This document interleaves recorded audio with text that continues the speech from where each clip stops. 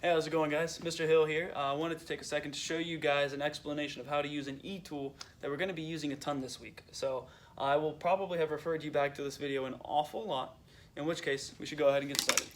First and foremost, you should click on the link that is also linked in this material, and it is called the Algebra Tiles Desmos eTool. You're going to see it pop up a lot. So this specific "you can make anything you want out of it" eTool will be posted in a variety of the assignments. Some of them will have very specific Algebra Tiles eTools already made that have a lot of these things here, but I want to make sure you know how to use this resource. First and foremost, if we take a look at the left column, you'll see it says Algebra Tiles, and go to the question mark above for additional help. Then go to pages 8 and 9. We're going to forget about that for now.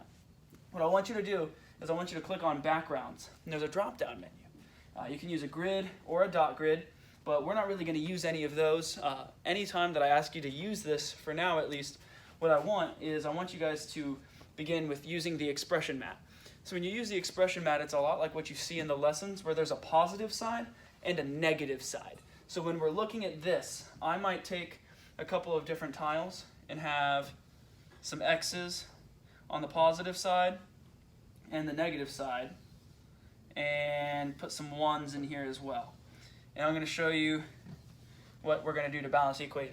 So if you click on the tools and you drag them over, the tiles will go onto the mat. So you have an X, an X, and an X on the top in the positive section, and then you've got an X and an X in the negative section, and then 3 1s or 3 unit cubes in the negative section as well.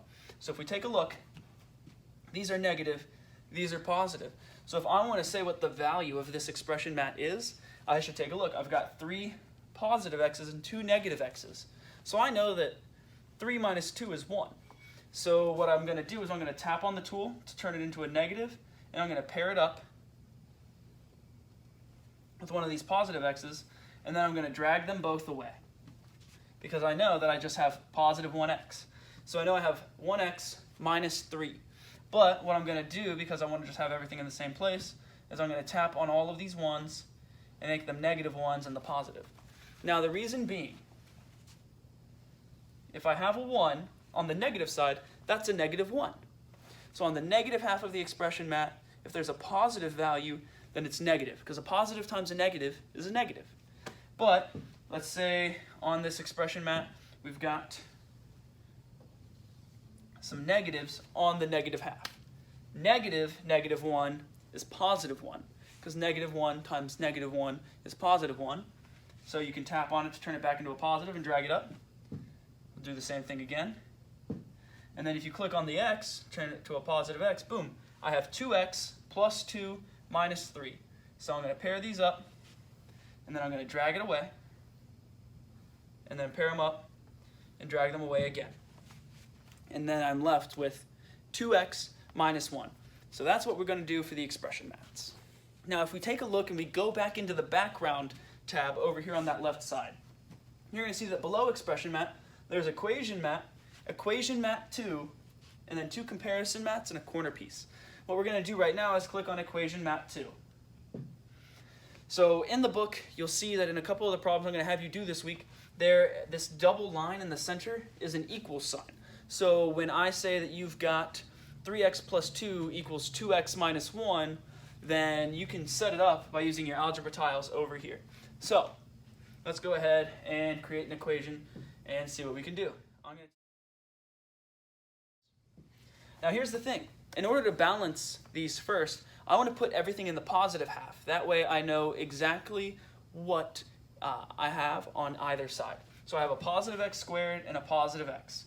In the bottom of my left side, I have a positive x, but it's on the negative side. So we know that it's a negative x if I bring it up. So we should turn it to a negative and take it up top. We're going to do the same thing again. Now I have 2 positive 1s on my negative side. So we know that these should both be negative 1s. So I'm going to tap on them, and I'm going to drag them up to the top. And then on my right side of the equation, I have a negative x on the negative side. So negative x times negative 1 is positive 1. And positive 1 times negative 1 is negative 1. So we're going to bring it over, and we're going to tap on it to make it a negative. But wait, on my left side, I have a positive x and 2 negative x's.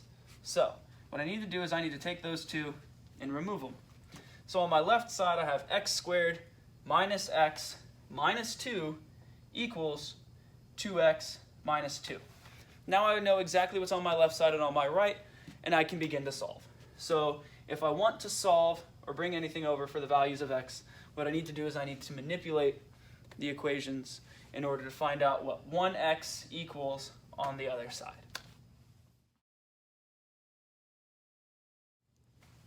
Now what happens if I'm to tell you guys to use the comparison map? You see that there's left and there's right. So you've still got your positives up top, your negatives down below, and it says which is greater in the center.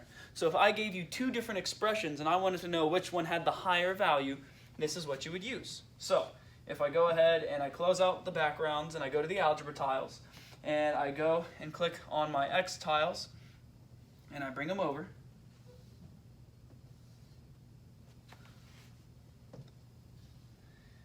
just make an equation. The first thing that I need to do is I need to make sure that I bring everything up top. That way I can say exactly what each expression is.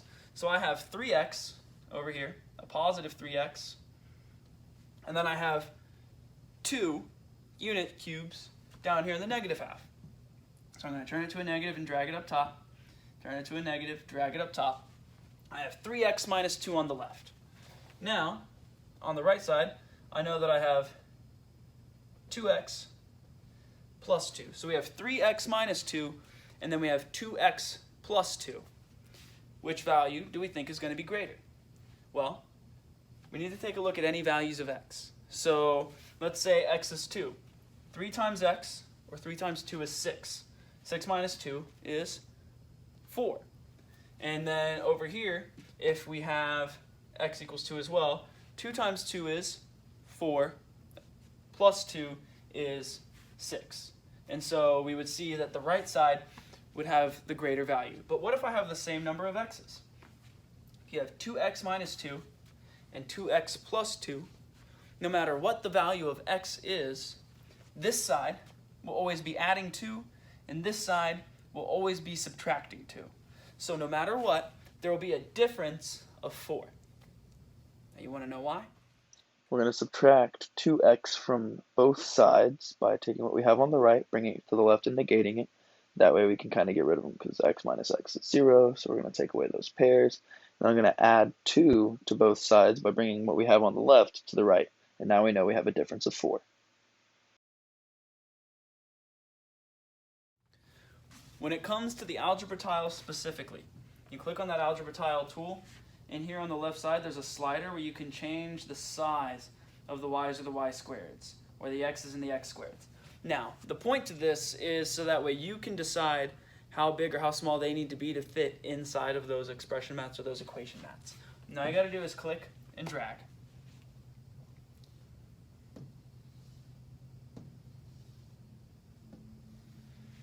Now here we have a whole bunch of positives, but if you want to make it negative, all you have to do is tap. And the value of the tile will always remain in the center. I hope you guys found this helpful. Feel free to use this video and refer back to it anytime that you need any help with using the algebra tiles, and feel free to use this algebra tile tool anytime I ask you to simplify, solve, or compare two expressions.